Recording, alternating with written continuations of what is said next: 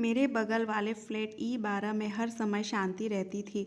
कभी भी रोमांच नहीं दिखता था। अरुणा दिन के 9 घंटे फैक्ट्री में सूत काटती थी। बाकी का समय मेरे घर डस्टिंग, खाना बनाने, बाजार से सौदा सुल्फ आदि में बीत जाता। उसके हाथ पैर, मुंह बाल बनाने का तरीका सब कुछ लड़कों की तरह लगता था। अपने काम से काम रखने वाला मर्दाना खुरदरापन हमेशा झांकता रहता था। जबकि माँ 45 की होने के बावजूद भी आंखों के रास्ते मन में बस जाती थी। कभी कभी समय निकालकर अरुणा मेरे पास आकर बैठ जाया करती थी। एक बार उसने मुझसे पूछा, अंजा, आप अपनी कहानियों के जरिए पढ़ने वालों के मन में इतनी हलचल मचा देने वाले पात्र कहाँ से लाते हैं? सच ये सब पढ़कर बहुत अच्छा लगता है। जिस तरह तुम मिर्च मसाले मिलाकर सब्जी और दाल को स्वादिष्ट बनाते हो ना, उसी तरह हम भी रोज़मर्रा के जीवन में से पात्र ढूंढकर एक सुंदर सी कहानी बना लेते हैं। पर मेरे पास ऐसी कोई कहानी नहीं है ज़रूर है। बस फ़र्क यह है कि या तो तुम अपनी कहानी सुनाना नहीं चाहती या जानकर भी अनजान बनी हुई हो। क्या है मेरी कहानी? पुश्तैनी जायदाद का मेरा हिस्सा भी बेच बाच कर मेरा भाई अमेरिका जा बसा। वहाँ एक अरबपति की बेटी से शादी कर ली। वो हमें भूल गया, हम उसे भूल गए। अब आप ही बताइए, ये भी कोई कहानी हुई? तुम्हारा भाई यहाँ होता तो उसकी कहानी बनती, लेकिन यहाँ तो तुम अपने भाई के नश्तर चुभे बाणों से घायल, अपनी माँ को प्यार देकर उनकी ममता का ऋण किस्त दर किस्त चुका रही हो। अपनी विद्या का सदुपयोग करके 4 पैसा कमाती हो। बुरे काम करती तो मैं तुम्हें बुरी लड़की कहता। बस इसी तरह तो कहानी जन्म लेती है। ओ अंकल, आप तो बिल्कुल अपने पेशेवर तरीके पर उतर आए, लेकिन मेरे साथ वो सब कुछ करने लगे जो आप अपनी कथा के पात्रों के साथ करते हैं। लेकिन मेरे साथ ऐसा कुछ भी नहीं है। सब कुछ ठीक ठाक चल रहा है। और वो सुधाकर जो हर समय तेरे घर के चक्कर लगाता है तो लगाता रहे। एक बार मैं पूरी बात समझा दी, अब कोई ना समझे तो मैं क्या करूं? जिसके पास पैसा और समय हो वो ही प्यार व्यार के चक्कर में पड़े। मेरे पास तो ना पैसा है और ना ही समय।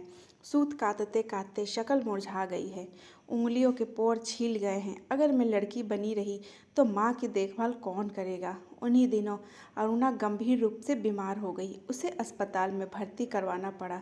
अस्पताल से लौटकर वो सीधे मेरे घर पर आई। फिर एक बीमार हंसी हंसकर बोली, आपका तो मैंने बहुत खर्च करवा दिया, तनख्वाह मिलते ही आपका पूरा कर्ज उतार दूंगी। मुझे उसकी बात सुनकर बहुत हैरानी हुई। मैं उसे बेटी की तरह प्यार करता था। मैंने शर्मिंदगी से कहा, मैंने नहीं, सारा खर्च सुधाकर ने किया है।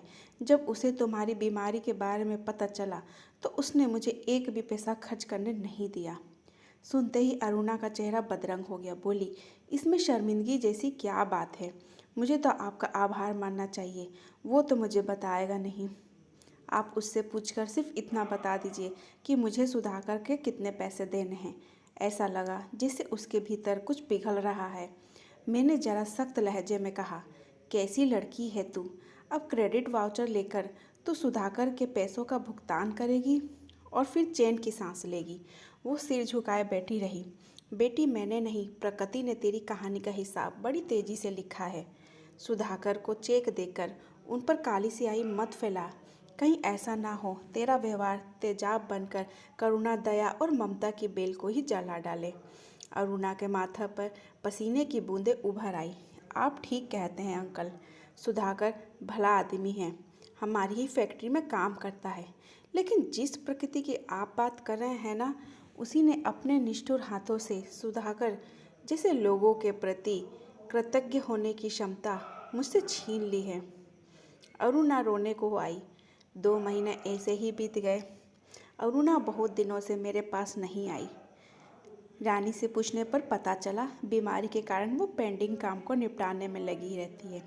इसी कारण से वो रोज़ देर से घर आती है। उस दिन दशहरा था। पाठकों के लिए नई कहानी लिखने के लिए मैं हमेशा हर दशहरा पर नया पेन खरीदा करता था। उस दिन भी मैं पेन खरीद कर दुकान से बाहर निकल रहा था, तभी मैंने सुधाकर के पास अरुण को बाहर निकलते देखा। मन खुशी से भर उठा। घर लौटकर फ़ोन मैंने मिलाकर अरुणा को बुलाया। अपने बने बनाए नियम के अनुसार वो चौंके। मैं जाकर 2 कप लाके फिर बोली, अंकल, उस दिन आपने कहा था ना कि ज़िंदगी के बही खाते में लेनदारी और देनदारी जैसा कुछ नहीं होता। शुक्र है तुझे कुछ तो समझ में आया। अरुणा की खुशी एकदम काफुर हो गई। अंकल, वैसा कुछ भी नहीं है जैसा आप समझ रहे हैं, लेकिन मैं आपसे कुछ भी छिपाना नहीं चाहती। तो फिर छिपाती क्यों है? आपने माँ को तो देखा है ना, उम्र 40 से 45 से ऊपर नहीं है, लेकिन उनका मन 70-80 से भी ऊपर है। हमेशा सहमी सहमी रहती है। दिन में तो कुछ नहीं कहती, लेकिन रात में अक्सर बुदबुदाया करती है। अरु बिटिया, मुझे घर से ना निकालना, नहीं तो मैं मर जाऊंगी। मतलब? मैंने हैरानी से पूछा। माँ मेरे बड़े भाई अमित को बहुत प्यार करती थी, मुझसे हमेशा नाराज़ रहती थी। कहती जन्म लेते ही अपने पिता को खा गई। अमित पढ़ने में बहुत होशियार था। उसको इंजीनियरिंग और फिर एमबीए करवाने में माँ ने अपना सब कुछ लगा दिया। नौकरी मिलते ही अमित ने अपना वीज़ा बनवाया और अमेरिका चला गया। वहीं एक अमेरिकी लड़की से शादी भी कर ली। कुछ समय बाद अमेरिका की नागरिकता मिलने के बाद अमित ने टिकट भेजकर हमें भी बुलवा लिया। माँ शुरू से ही भैया भाभी के साथ रहना नहीं चाह रही थी। बाद में मैंने भी महसूस किया कि हमें उनके साथ नहीं रहना चाहिए था, लेकिन मैं ही तो उन्हें ज़बरदस्ती अमेरिका ले गई थी। ऐसी हालत में भी ज़्यादा कह भी क्या सकती थी। भैया भाभी डब्बों में बंद उल जुलूल खाना खाते, रात में सब नाचते गाते।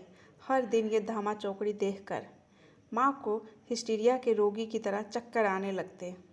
एक रात तो हद ही हो गई। भाभी के निगरी दोस्त रॉबर्ट ने दोनों हाथों से माँ को दबोच लिया।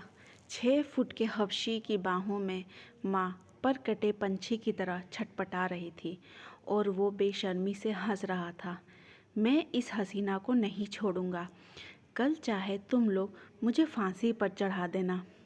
माँ की रक्षा करने के बजाय भैया भाभी और उनके दोस्त तालियां बजा बजा कर हंस रहे थे। दूसरे के दर्द पर भी इतनी खुशी मैंने उस दिन पहली बार देखी। मैंने आओ देखा न ताओ मेज पे पड़ा पीतल का गुलदस्ता उठाकर उस हबशी के सिर पर दे मारा। उसके माथे से खून की धारा फूट पड़ी और वो वहीं ढेर हो गया। इसके बाद अमित ने हमें दिल्ली के 2 टिकट पकड़ाए और $500 देकर हमेशा हमेशा के लिए हमसे रिश्ता तोड़ दिया। मैं स्तंभ थी। मैंने उससे कहा, असल जीवन के पात्र कहानियों के पात्रों से कहीं ज़्यादा पेचीदा होते हैं। अपनी पत्नी के दोस्त द्वारा अपनी माँ का बलात्कार करवाना, ये तो हैवानियत है जी। इसलिए अब आजीवन माँ का संरक्षक बनकर जीना ही मेरी नियति है। कहता तो सुधाकर भी यही है, पर मेरा मन नहीं मानता। जब अपनी ही कोख जाई संतान, जिसकी खातिर माँ ने अपनी जेब का आखिरी सिक्का तक खर्च डाला, वो अपनी माँ को संभाल नहीं पाया, तो सुधाकर तो पराया खून है। मुझे ऐसा लगा जैसे गले तक बना स्वेटर किसी ने उधेड़ दिया कर रख दिया हो। और इसके बाद और महीने बीत गए। एक शाम मैं पार्क में घूम रहा था। किसी ने मेरे कंधे पर हाथ रखकर मुझे पुकारा, भाई साहब। मैंने मुड़कर उस व्यक्ति को देखा। वो धीरे धीरे मुस्कुरा रहा था। मेरे मुंह से निकला, विनोद, तुम रामानंद के छोटे भाई हो ना? ठीक पहचाना अंकल आपने। इसके बाद विनोद मुझे अपने घर ले गया। वहीं शाम की चाय और खाना भी खाया। रामानंद और मैं पक्के दोस्त थे। उसने पुलिस की नौकरी की और मैंने टीचिंग को अपनाया। विनोद ने बताया कि डाकुओं के साथ मुठभेड़ में रामानंद मारा गया। भैया की जब मृत्यु हुई तो उनकी मृत्यु के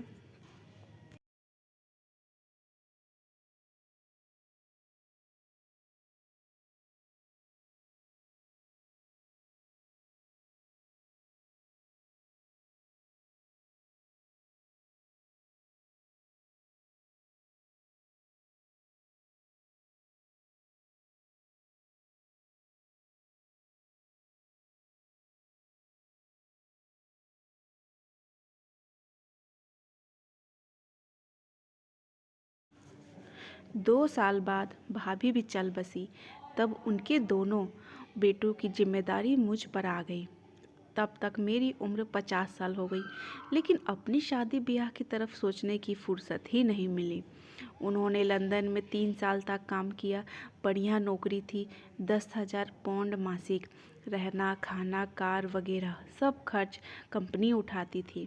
इतने सारे रुपयों का मैं करता भी क्या। सोचा दिल्ली आकर बुढ़ापा अपने भतीजे भतीजी के साथ काट लूँगा। पर यहाँ आकर पता चला सभी अपनी अपनी ज़िंदगी में व्यस्त है।